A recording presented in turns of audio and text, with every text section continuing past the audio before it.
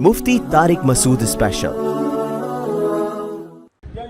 یہ مدرسے میں ملے ہیں بھائی، کہتے ہیں جنید جمشید جو ہے نا، ان کے گھر میں ٹھہرے تھے اپنی فیملی کے ساتھ۔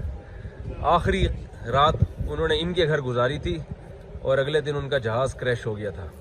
تو مجھے بھی حضرت دعوت دے رہے ہیں اپنے گھر ٹھہرنے کی۔ میں کہہ رہا ہوں بھائی میں یہ رسک نہیں لے سکتا۔ اللہ خیر کرے کہ کل آپ فلائٹ میں جانا نہ ہو۔ تو جب وہ جنید بھائی ٹھہرے تھے آپ کے یہاں، تبلیغ میں آئے ہوئے تھے نا وہ تو ان کی وائف تھی، کون سی وائف؟ دوسری تیسری؟ تیسری وائف تھی۔ ان کی والدہ بھی تھی؟ نہیں، والدہ نہیں۔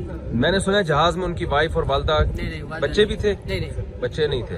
نہ یہ جنید لاہور والے وہ اس کے ساتھ۔ اچھا، تو کوئی آخری بات انہوں نے کی ہو جنید بھائی نے، کوئی خاص؟ جنید بھائی نے راستے میں نے ایئرپورٹ لے جاتے ہوئے میں نے کہا کہ جنید بھائی آپ تبلیغ پہ آ گئے، چترال کے اندر بہت سارے اسماعیلی لوگ بھی ہیں، ہاں تو یہ الحمدللہ آپ کی وجہ سے پورے چترال میں ایک فضا بنی ہوئی ہے۔ جی، آپ جماعت میں پھر آ جائیں، مستورات کی جماعت ساتھ لے کے آئے۔ ہاں تو اس نے کہا کہ نہیں، جنید سے کہا کہ آپ ارادہ کریں کہ میں تبلیغ پہ آ جاؤں گی۔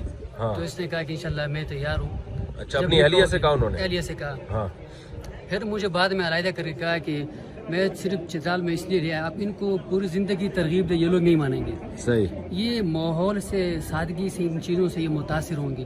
اب اس نے کہا کہ الحمدللہ چترال میں اس کی یقین بنے، تو الحمدللہ انہوں نے بھی ارادے بھی کیے۔ تو اہلیہ نے کہا کہ انشاءاللہ میں آج کے بعد مکمل باپردہ، یعنی ان کی اہلیہ نے یہاں آنے کے بعد مکمل باپردہ ہونے کا اعلان کیا، تبلیغ میں وقت لگانے کا، اور یہاں اسماعیلی عورتوں میں تبلیغ کا بھی ان کی اہلیہ کا ارادہ تھا۔ جی الحمدللہ۔ بس یہ اللہ نے اس نیکی پر ان کو لکھ دیا ثواب۔ ہاں بالکل۔ اللہ تعالیٰ قبول کرے جی، ماشاءاللہ۔